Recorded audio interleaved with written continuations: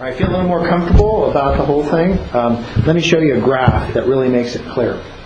This graph has really, I've used this across the nation because it really spells out the fact that there is no national market.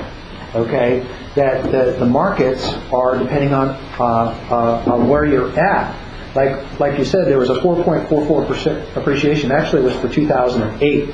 Was that statistic? Okay, so and that was last year. Now, did you read anywhere? It was all about the national crisis of values going down and people losing their homes.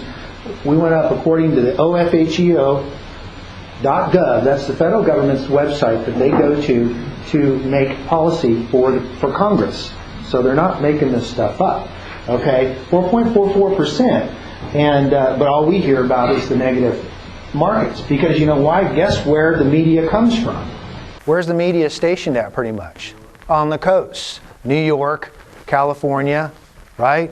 And so they're thinking from outside their bubble window. And guess what? What sells better? Good news or bad news? If it bleeds, it leads, right? I've stopped looking at the newspaper a long time ago, and now I stop looking at the headlines when I walk by to go get my breakfast tacos in the morning, because I'm tired of looking at the negative thing. And my wife doesn't listen to the news at all, and guess what? She's joyful, nothing affects her, everything's cool.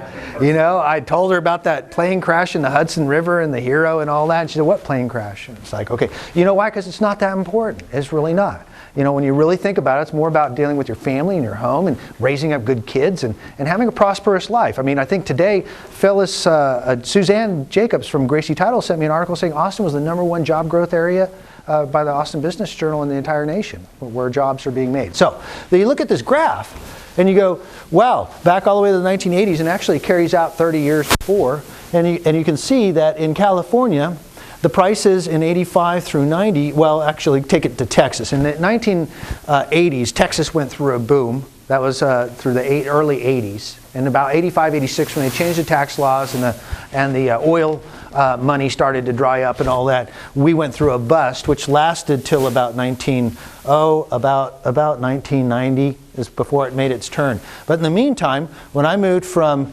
and Alaska was on the same cycle. Isn't that interesting that Alaska was ranked above Texas in appreciation, because they're on the same counter cycle? Okay, is that in California in the 80s through the early 80s was pretty much on a depreciated part, and then back about 85, 86, its prices went through the roof, similar to kind of like what it did a couple of years ago. But in 1990, 91, 92, I was in the mortgage business and real estate business in California, and I saw the turn. And you know why I saw the turn is because there was only 12% affordability factor. That means only 12% of the people in the county I was living in could afford a medium-priced home. I said, wow, that's going to be problems if only 12% of my potential clientele, I look out the window of this high-rise building looking over this, if only 12% of the people can afford a home, and there's a lot of people like me trying to make a living, I better try to find a place where I can move to, where I can make a good living. Okay, so I started looking at the map and looking across the nation, and Austin, Texas kept on coming up. There were a couple other places, Orlando, Florida, some of these other places. So my father-in-law, who suggested I go to Austin, Texas, and we flew out here, and I got here as quick as I could. I made plans and moved the family, and now the whole entire family is out here, and we're prosperous. I was ranked the #2 real estate broker by the Austin Business Journal in 2005, number 5 or 6 in 2006, and that's pretty humbly honoring that they gave me those numbers. But that was because I was able to work as a bigger fish in a smaller pond. In other words, work really hard in a market, be an entrepreneur, and follow this. But what happened was in that from 1990 to 1997, California went through a bust, and in 97, the average value of a home in California was $197,000, which is what the median price is here. And then what happened?